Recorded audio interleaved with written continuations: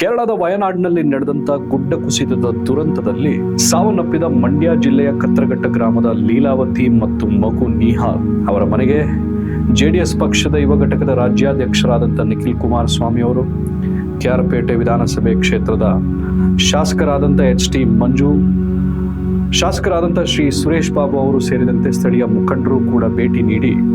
ಲೀಲಾವತಿ ಮತ್ತು ಮಗು ನಿಹಾಲ್ ಕುಟುಂಬದ ಸದಸ್ಯರಿಗೆ ಸಾಂತ್ವನ ಹೇಳಿ ಧೈರ್ಯ ತುಂಬಿದ್ದಾರೆ.